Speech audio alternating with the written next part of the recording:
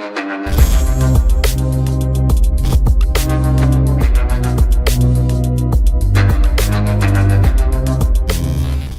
वालेकुम गाइस, कैसे हैं आप। उम्मीद करता हूं कि आप सब खैरियत से होंगे, खुश होंगे और हमारी दुआ है कि हमेशा खुश रहें, हंसते और मुस्कुराते रहें। मेरा नाम है रहमान अनवर और मैं हूँ मोहम्मद सैयद और मैं मुजफ्फर इकबाल। और आज हम जिस वीडियो पर रिएक्ट करने जा रहे हैं, इस वीडियो का टाइटल है जम्मू एंड कश्मीर में लश्कर के दो खौफनाक दहशतगर्दों को जिंदा पकड़ने गए बादर गाँव वालों से मिले। तो वीडियो भी काफ़ी अच्छी होने वाली है और सबसे पहले वीडियो देखते हैं और बाद में देते रिव्यू। तो चलो वीडियो करते हैं शुरू। जम्मू डिवीजन के रियासी जिले में गांव वालों ने अपनी बहादुरी का परिचय देते हुए लश्कर के दो खूंखार आतंकियों को न सिर्फ जिंदा पकड़ा बल्कि उनके कब्जे से भारी संख्या में हथियार और गोला बारूद को भी बरामद किया। हम इस समय मौजूद हैं रियासी जिले के टुक्सोन इलाके में। ये वही जगह है जिस जगह पर इन गांव वालों ने अपनी बहादुरी दिखाई और दो लश्कर के खूंखार आतंकियों को पकड़ लिया। हमारे साथ वो गांव वाले हैं, इनसे बातचीत करते हैं और इनसे जानते हैं कि वो इनके लिए पल कैसा था, क्या उस समय इनके दिमाग में चल रहा था जब आतंकियों को पकड़ रहे थे। सबसे पहले अपना नाम बताइए। मोहम्मद यूसुफ जना। साहब ये बताएं कि आपने दो आतंकियों को जिंदा पकड़ा, कैसे आपको पता लगा कि ये आतंकी हैं, उनके पास हथियार भी थे, क्या आपको उस समय डर नहीं लगा, वो पूरा हमें बताइए कि क्या हुआ था। वो उनके पास हथियार भी था, मगर ये मुझे पता नहीं था कि मुझे ये महसूस नहीं हुआ कि ये मुझे मारने के लिए आए। जब उन्होंने कुछ बताया परिवार का नाम तो मुझे शक पड़ गया। फिर मैंने उनको क्या किया कि मैंने कोई डाउट होने नहीं दिया उनको, ना अपने आप को मैंने कुछ महसूस रखा। मैंने सोचा अगर अल्लाह बेहतर जाने के बच जाएंगे तो पता किसी को मैं दे दूंगा अपने मारने का, जब नहीं होगा तो चलो फिर वही बात होगी। उसके बाद मैंने आपके घर आए थे? वो घर आए थे। अच्छा। मैंने फ़ोन उठाया, उन्होंने बोला फ़ोन को नीचे डाल दे। मैंने एक हाथ से नीचे डाला, दूसरे हाथ से मैंने उठाकर जेब में डाल दिया। मैं बाहर चले गया। वो बोलने लगा आप कहाँ जा रहे हो। मैंने बोला मैं बाथरूम जा रहा हूँ। तो उसने बोला जाओ। मैं बाथरूम के बहाने जाके मैंने फ़ोन किया भाई को। मैंने बोला कि आज यही ज़िंदगी है हमारी, तो बस जल्दी इसी बात पर। तो उसके बाद मैंने सोचा करवाया उन्होंने, तो इनको शक पड़ गया, ये रात को ही मेरे पास पहुंच गए। तो पूरी रात आपके घर पे रहे? पूरी रात को ये अंदर रहे, बल्कि ये अंदर नहीं आए। हम रात के अमल में हम भी डर गए कि ये मार देंगे हमें। तो उस समय आपके परिवार में कौन कौन था घर के अंदर? घर के अंदर मेरी एक लड़की है, एक ही लड़की है मुझे, तो एक बीबी है मेरी, बस 3 आदमी थे हम। अंदर आए घर के, तो आपको सबसे पहले उन्होंने क्या बोला? क्या आपसे खाना मांगा और क्या कुछ आपसे कहा? उन्होंने खाना नहीं मांगा। उन्होंने बोला हम व्यापार कर रहे हैं, हम माल ले रहे हैं, तो हम अब चाय शाय पी लेंगे। लड़की ने उनको चाय भी दिया बनाकर, उन्होंने पिया। वो बाद में बोलने लगे हम जा रहे हैं कहीं, आप हमारे साथ चलो। तो हम जा रहे हैं। मैंने बोला मैं नहीं आ सकता हूँ, मैं एक बच्ची है मुझे, ये छोड़कर मैं नहीं आ सकता हूँ तुम्हारे साथ। वो गुस्से में आ गया। गुस्से में जब आ गया उसके बाद मैंने उनसे बात नहीं की। फिर वो बात करने लगे, फिर मुझे पता चल गया कि ये क्या मसला है। तो उनके पास इतना हथियार था, गोला बारूद थे, तो आपको डर नहीं लगा? मुझे डर नहीं लगा। ये जब वो बैगू में था, वो बैठे थे आराम से, शांति से वो बात कर रहे थे, तो मुझे कोई डर नहीं लगा। मैंने बोला अब मैं जब डरूंगा मैं, तो अब डर के भी क्या है, जब जान निकलेगा तभी। तो मैं उनके साथ ही रहा, उनके साथ सोया, मैं उनके साथ रहा, मैं नज़दीक। मैंने बोला ये रात को मत ऊपर उठकर मुझे मार देगा। मैंने ये अपना बाजू रखा उसके पास। मैंने बोला जब ये हिलेगा तो मुझे पता चल जाएगा, मत मेरी जान बच जाएगी। तो वो भी नहीं हिला कुछ भी। सुबह उठा, उन्होंने चाय पिलाई उनको। मैंने बोला आप निकलो, तो यहाँ रास्ता है, यहाँ आप निकल जाओ, यहाँ से कहाँ से आए क्या है, तो आप चले जाओ, मुझे मत तंग करो। मुझे बोलने लगा नहीं आपके घर में जाना है, जहाँ आपका घर है नीचे रहता है, वहाँ आप चलो। मैंने बोला मैं नहीं आऊँगा। तो वो बैठ गया। बारिश लग गई बाहर में, तो वो बोलने लगे फिर जाएंगे जब आप आएगा। बस मैंने बोला आप बैठो, फिर जब मौसम साफ हो जाएगा तो चलेंगे। तो तब तक हमें वो बैठ गए, तो अंदर बैठ गए। वो बातचीत कर रहे थे दोनों आपस में। वो बातचीत क्या कर रहे थे और आपसे क्या कोई जानकारी उन्होंने ली कि सेना के ठिकाने कहाँ पर हैं? कोई जानकारी आपसे ली कि कहाँ जाना चाहते थे? वो बातचीत क्या कर रहे थे? अंगराला में अजीज के घर जाना था उनको। किसके घर जाना था? अजीज के घर। वो कौन है? वो हमारा पापा हमारा। उनके घर क्यों जाना था? ये उन्होंने बोला नहीं कि क्यों जाना है, बल्कि उन्होंने बोला है शबीर भैया है और अजीज के घर में जाना है। तो अलबत्ता आपके आप पापा से बातचीत हुई, क्या जानते थे वो उनको? इसने बोला ही नहीं, मैं उसका मैंने अपने भाई को बोला, उसी को जिसको मैंने फोन किया, मैंने को बोला उसको आपको कोई जानकारी है किसी के साथ? कोई बोलता है कि ये आदमी को मुझे उसके पास जाना है। उसने बोला मुझे कोई जानकारी नहीं है। तो उसके बाद उसको भी उसने बोला कि नहीं। अच्छा, तो मैंने उनको थोड़ा बोला मैं अजीज का लड़का हूँ। फिर तो कहाँ मुझे वो छोड़ते थे यहाँ। अभी आपके भाई भी साथ हैं? हाँ हाँ जी जी, आप इनके भाई? जी सर, क्या नाम है आपका? शमस देना सर।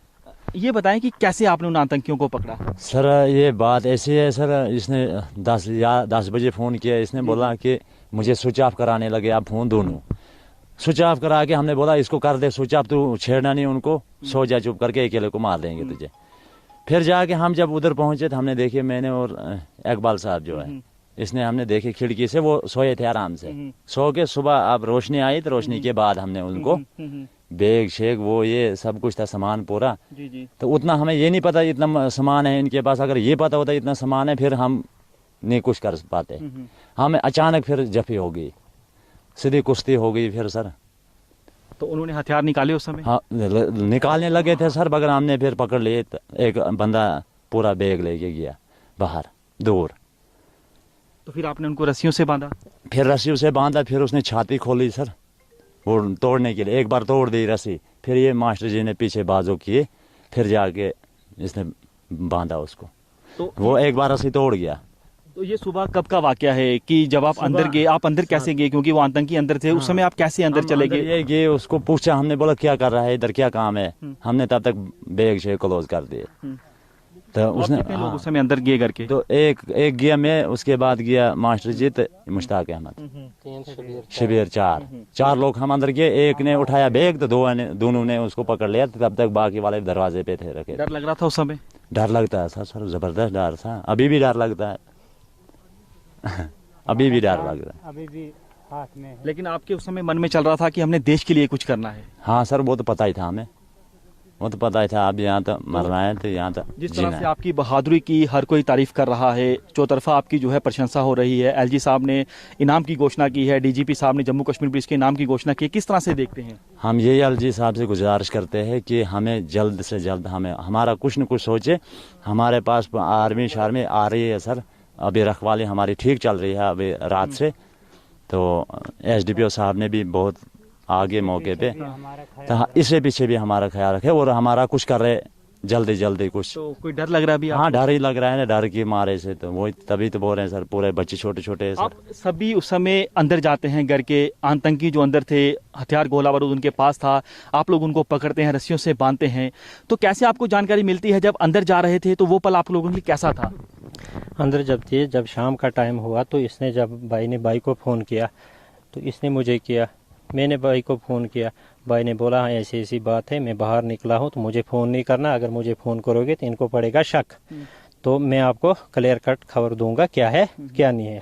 जब इसने ये बात बोली तो मैंने फिर दोबारा इसको फ़ोन किया तो इसने बोला आप मुझे फ़ोन नहीं करना। मैंने ये भी बोला इसको, मैंने बोला चलो आप स्विच ऑफ करो, अगर ये वहाँ से निकलेंगे कहीं की तरफ तो हम वहाँ पे इनपुट देना किस तरफ जा रही है तो हम खुद करेंगे। हम चले गए, फिर इकट्ठे हो गए हम 4 बंदे। फिर हम पूरी रात बाहर रहे उनके घेरे में। अगर हमने सोचा हम रात को जाएंगे तो इनको पकड़ने के लिए, अगर ये रात को निकल गए तो फिर ये मिलेंगे नहीं, रात को कहाँ ढूंढेंगे। इसलिए हमने प्लानिंग बनाई, हमने कहा इनको सुबह रखते, अगर ये भाग भी जाते तो ये आगे आगे तो हम पीछे पीछे।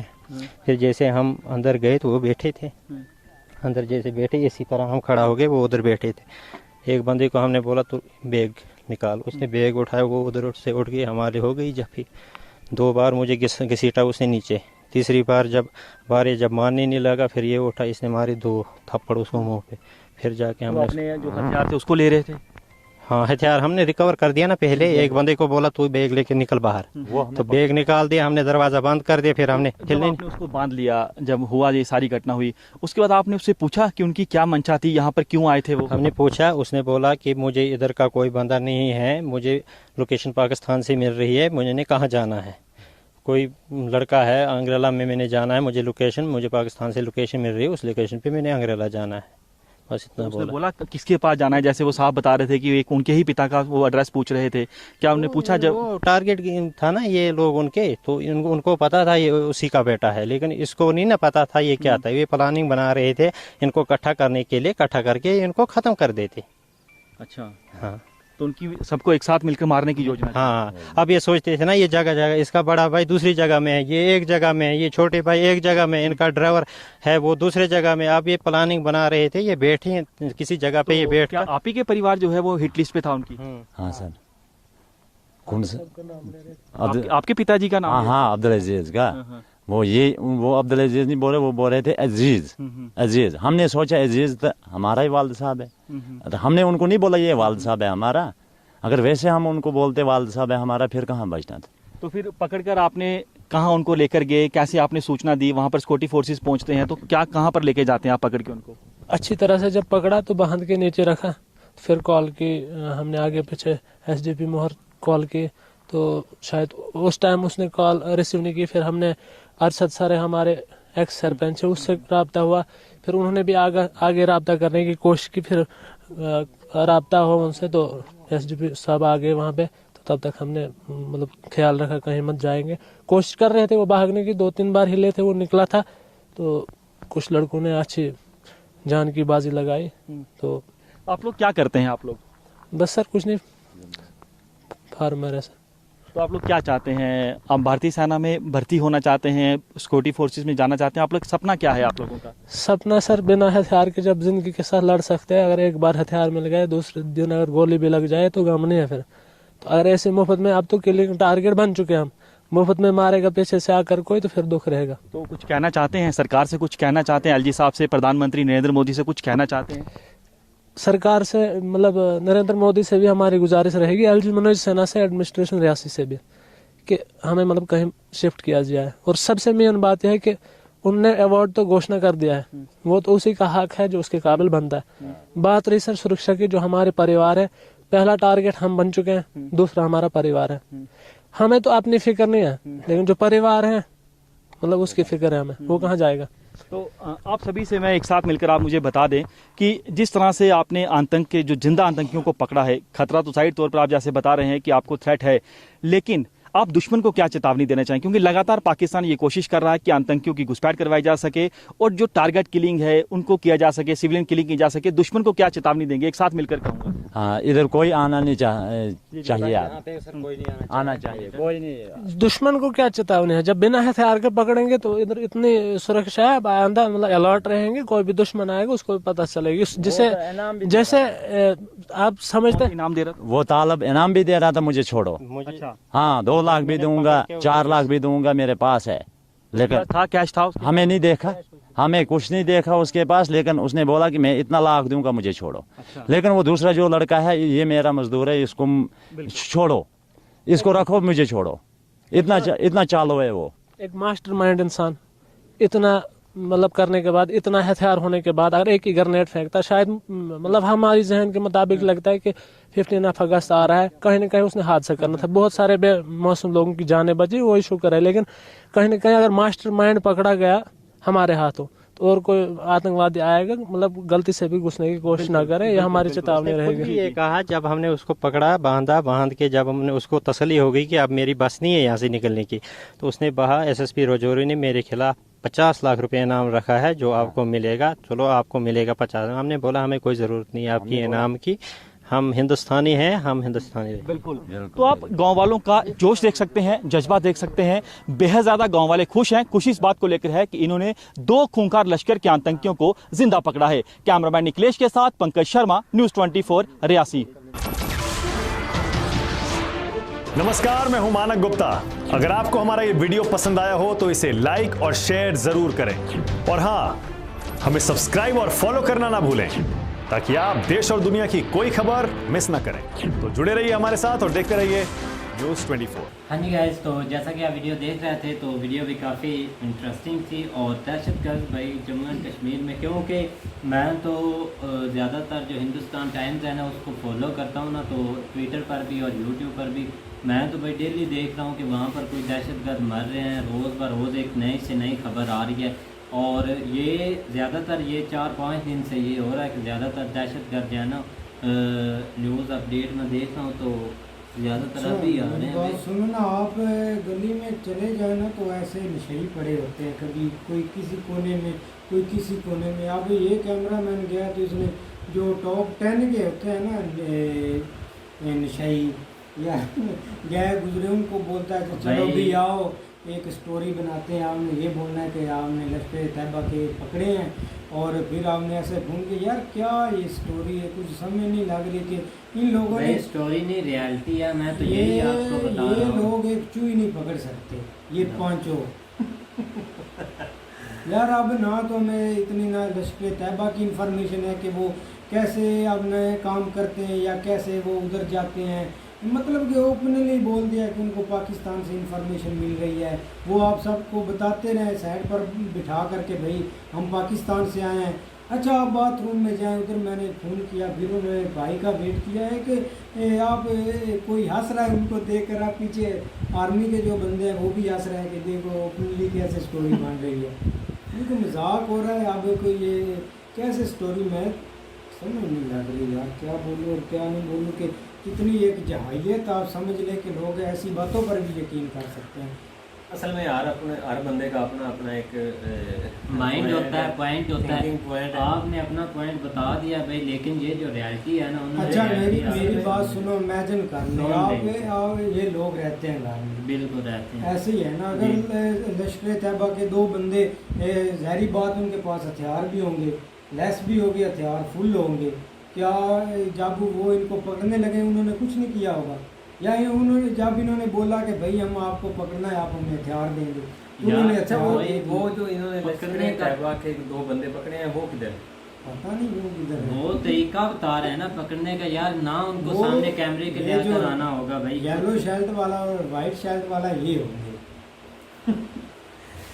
नहीं असल में ना मैं वैसे एक ठीक है आपकी एक बात कर रहे थे, उसकी रीज़न ये है कि आप कमाल है भाई। आप वहाँ पे जो दहशतगर्दी कह लें या टेररिस्ट काम हुई है ना कश्मीर में, ख़ासकर LOC के करीब जो है ना वो बहुत ज़्यादा पहले वाक़यात होते थे, आए दिन कोई ना कोई जो है ना वो इस तरह का वाक़या हुआ था। वो अब कम क्यों हुआ है? वो इसलिए हुआ कि आप कश्मीर के जो लोग वहाँ के रहने वाले हैं ना, आप उन्होंने मज़ामत शुरू कर दी है।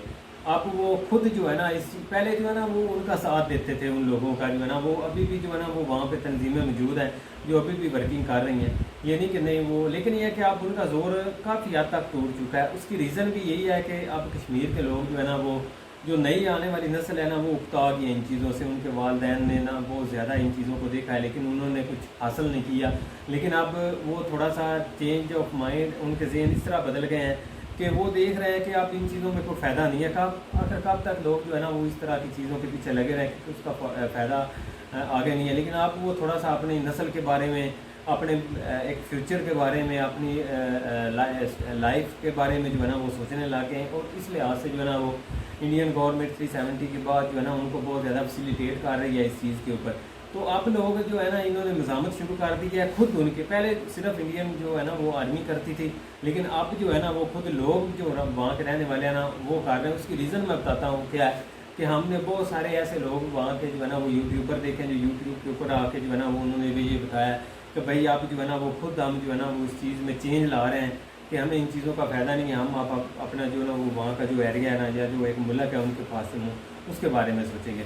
तो इस लिहाज से जो है ना अब ये चीज़ें बहुत आस्ता आस्ता जो है ना वो कम होती जा रही हैं, क्योंकि हमेशा इस तरह की वारदातें या जो है ना वो अब एक आप इलाके का अंदाज़ा लगा के इलाके में अगर चोरी होती है ना तो वो किस तरह होती है कि वहाँ का जो इलाके का एक बंदा होता है ना वो उनके साथ मिलता है, अदरवाइज़ कोई भी बंदा ऊपर वाला आके चोरी नहीं कर सकता। तो लिहाजा पहले लोग जो है ना उनको फैसिलिटेट करते थे, लेकिन अब लोग जो है ना वो उस चीज़ की जो है ना वो आगे से मज़ामत करने लग गए। तो अब जाके थोड़ा सा मामला जो है ना ये कंट्रोल में आ गया। तो उसकी एक जिंदा मिसाल आपके सामने ही है। तो आप इन लोगों ने जो है ना वो बहुत ज़्यादा कोशिश की, पकड़ा, जो ये बात का मसला है कि वो लोग किधर हैं किधर नहीं है। लेकिन ये है कि बेहतर था कि उनको शायद हम थोड़ा सा ना इस चीज़ थोड़ा पीछे रह गए हों, लेकिन ये कि उन्होंने उनको भी शायद कहीं ना कहीं जो है ना वो इसके ऊपर दिखाया होगा। लेकिन ये है कि अब बहुत हद तक जो है ना वो चेंजिंग आ गई है वहाँ पे। नहीं चलो देख के अगर इन्होंने पकड़ भी लिया तो भाई अच्छी बात है, क्योंकि पकड़ भी सकते हैं, लेकिन शायद इनको नाम भी मिले अब, क्योंकि जाहिर सी बात है जब उन्होंने इतना बड़ा भाई काम करना है तो इनाम या कोई चीज़ तो उनको मिलेगी। असल आप सब खैर, जज कर रहे हैं शक्ल देख के, शक्ल से इंसान की जजमेंट नहीं होती, उनकी आपको बॉडी पता है ना, आपने वो डायलॉग कश्मीरी लोग होते हैं उनकी बॉडी जिस तरह होती है, क्योंकि पहाड़ी लोग अक्सर जो है ना वो आपको इस तरह के नजर आएंगे। बिल्कुल भाई, तो उम्मीद शक्ल वाले लोग होते हैं, उनकी जिस्म बॉडी इस तरह की होती है। बिल्कुल भाई, तो उम्मीद करते हैं कि गाइस आपको वीडियो पसंद आएगी। अगर पसंद आए तो लाइक सब्सक्राइब जरूर कीजिएगा और कमेंट में अपनी राय का इज़हार जरूर कीजिएगा। अल्लाह हाफिज़।